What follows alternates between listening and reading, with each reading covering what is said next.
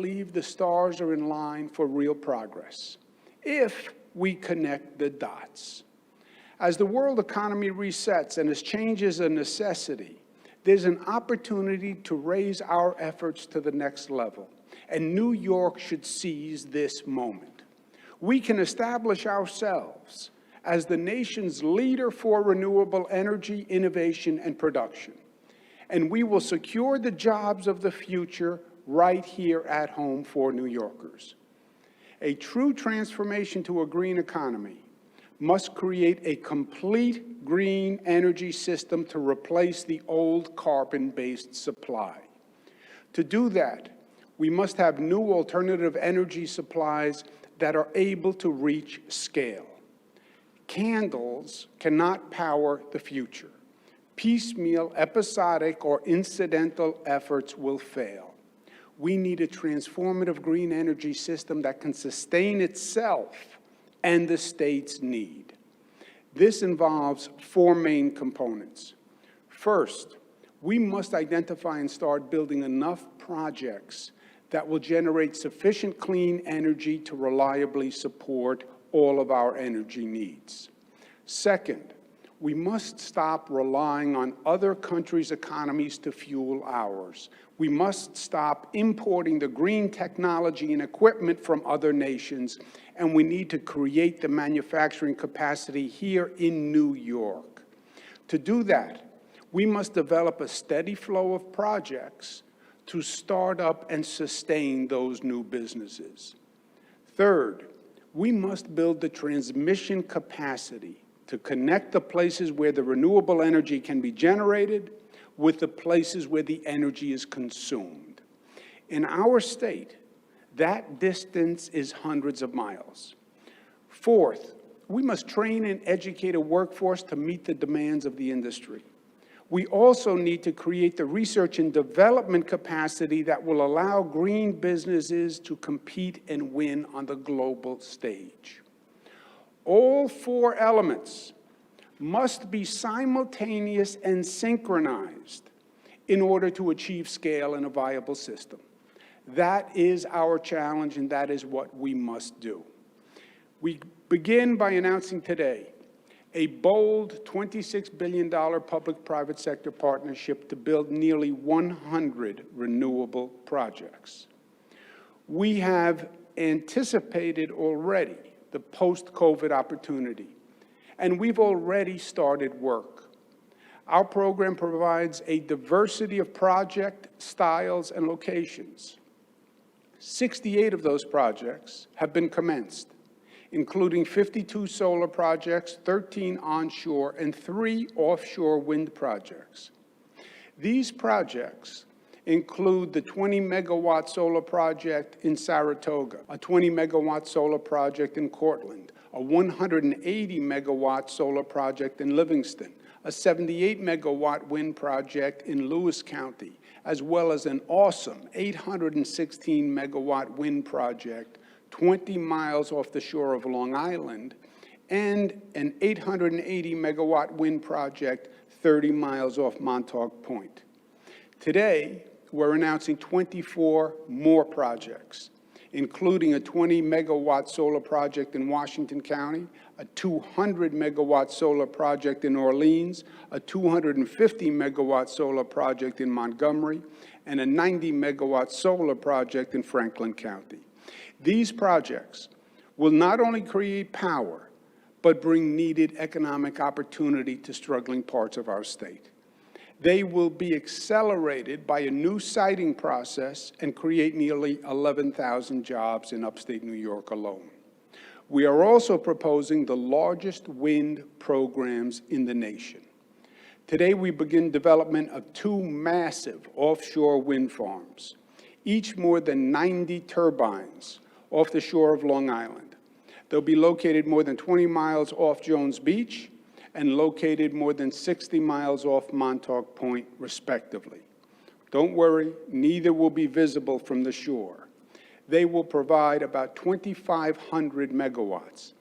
This is the largest production of renewable energy by any state in the United States history. The transmission line for the turbines off Jones Beach will connect on land at Oceanside, Long Island. And for the turbines off Montauk, the transmission line will travel 200 miles under the Long Island Sound to Astoria, Queens. Second, we will advance our green manufacturing capacity and the jobs that go with it. We will establish the nation's first offshore wind tower manufacturing facility at the Port of Albany, transforming a brownfield into a state-of-the-art factory for wind towers. The project will create 500 construction jobs and will employ 300 highly skilled full-time workers. They will build 150 of these 450-foot wind turbine towers every year. Materials will be delivered by rail, and the finished product will be shipped out by river to offshore sites. Taking advantage of a fast-paced and growing market like the East Coast, the Capital District will become a center for this emerging technology. And we will establish an offshore wind turbine hub at the South Brooklyn Marine Terminal, creating 1,200 jobs. With this plan, New York State will now have 5 active port facilities serving the offshore wind industry, more than any other state. These new ports will create 2,600 long and short-term jobs and leverage almost $3 of private funding for every $1 of public funding, a combined $644 million investment in port facilities. Altogether, our offshore wind and land-based renewable projects will reduce carbon emissions by almost 16 million metric tons per year, attract nearly $26 billion in direct investment, and create over 17,000 good-paying jobs. This will help stimulate the state's economic recovery from the pandemic, while leading the way to the new green energy economy. The historic and compounding challenge in New York has been sending the renewable energy from where it can be produced to where it is needed, literally getting from here to there. Much of the available real estate for renewable projects is in upstate New York. Many of the potential wind projects are offshore, while much of the consumer need is in downstate New York. For perspective, from Times Square, New York City, to Buffalo is 374 miles. From Times Square to Binghamton is 178 miles. And from Times Square to Canada, which possesses low-cost hydropower, is 327 miles. On the other hand, the distance from a wind turbine located in the Atlantic to Times Square is only 30 miles, as the crow flies. However, a transmission cable doesn't follow the path that the crow flies. These are dense, complicated, populated regions. Building transmission capacity is not as easy as it sounds, and it has historically been the single greatest stumbling block. These obstacles may have been too much to take on yesterday, but today's a new day, and what was impossible yesterday is a necessity today. New Yorkers learned that fact through COVID. Operating businesses and schools remotely was impossible to fathom last year, but today it is an accepted practice. Business meetings on Zoom was unheard of, but now it's customary. Massive change is possible. Politicians have talked for 60 years about developing transmission lines to bring clean, low-cost, renewable energy from upstate and hydropower from Canada to downstate New York, but it never became a reality. It was too bold, it was too ambitious, it was too complicated. It was just too much. Well, not anymore. And enough talking, it's time for us to now act. Today, we are opening a competitive bidding process to build a green transmission grid, selecting the best transmission projects for state financing. We are launching a competition for at least 3 projects. One would start at the northeast corner of the state and run downstate to New York City, a route of about some 330 miles. Another would add capacity from Messina through Marcy to Rock Tavern in Orange County, and then build a new line underground to carry the power 70 miles to New York City. We're also working on a line from Leeds in Greene County to New York City. We are open to more proposals besides these three, and we're asking the market to come up with creative solutions. Time is of the essence, so time to completion is going to be a critical factor in our competitions. To break the current grid congestion, which is a major problem, we will build an 86-mile smart path project in the North Country, 20 miles of transmission in Western New York to maximize the renewable energy output from Niagara Falls to Elma in Erie County, a 100-mile line from Marcy to New Scotland in Albany County, and a 50-mile transmission line from Rensselaer County to Dutchess County. All of these projects will break the congestion, open the grid, and all of these projects will break ground this year.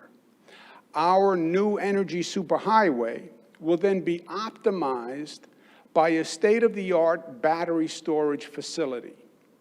Batteries will allow us to store renewable energy to be used when we need it instead of losing it. The technology is being developed right here in upstate New York. We have already begun construction on a large-scale 20-megawatt energy battery storage project in Franklin County in northern New York, one of the largest storage projects in the United States of America. These projects will allow us to meet the electricity demands of 1.2 million New York homes with renewable energy. This, my friends, is the boldest investment in any transmission system in the country. And in New York, we know that we can get it done. We must replace fossil fuel plants with clean power. There is no ifs, ands, or buts about it. And now is the time to do it. The final element of our energy transformation is a trained, diverse workforce. We are leveraging our public higher education system by investing $20 million in a new offshore wind training institute at SUNY Stony Brook and Farmingdale State College that will begin certifying and training individuals this year. We will train 2,500 workers beginning in the summer of 2021. But we won't only be training for wind and solar projects. The evolution to green energy will involve replacing home heating and cooling systems in approximately 130,000 buildings with heat pumps and geothermal heating. We will train workers for those positions also. In our post-COVID reconstruction, we want to make sure economic opportunity reaches all New Yorkers. The tide must lift all boats, and environmental justice must be done. As we've seen in America's low tide, our communities of color were the most impacted by COVID, and the underlying health disparities also aggravated the deaths from COVID. The same has been true with environmental injustice. Communities of color have borne the brunt of dirty power plants and harmful emissions. This has led to higher rates of asthma and other adverse health effects. Many of these effects actually were the causes of the increased death rates from COVID. Our green economy must also work for people of color. Our plan requires our new projects to meet our MWBE goals, minority and women business enterprise inclusion measures. Our goals are the highest in the nation, and we will also require prevailing wage and project labor agreements. We will ensure all New Yorkers benefit from our green energy plan. It's a matter of basic social justice. In total, our entire green energy program will create 12,400 megawatts of green power to power 6 million homes. It will directly create 50,000 jobs and spur $29 billion in private investment all across the state. That, my friends, is how we launch ourselves into the new post-COVID economy. In the post-COVID war reconstruction, we will see change, and we will see adaptation to new circumstances. But we can already anticipate and execute to find places to our advantage. Green energy is a prime economic opportunity and a pressing moral imperative. When the Founding Fathers created this country, they highlighted a single authority, quote, the laws of nature and of nature's God, close quote. We can respect those same laws, and in doing so, leave an even better legacy for our children than the one we inherited. We just have to do it. Life is in the doing. Let others only plan. We will plan and we will execute. That's what we do. We did not just plan to build a new LaGuardia Airport. We did it.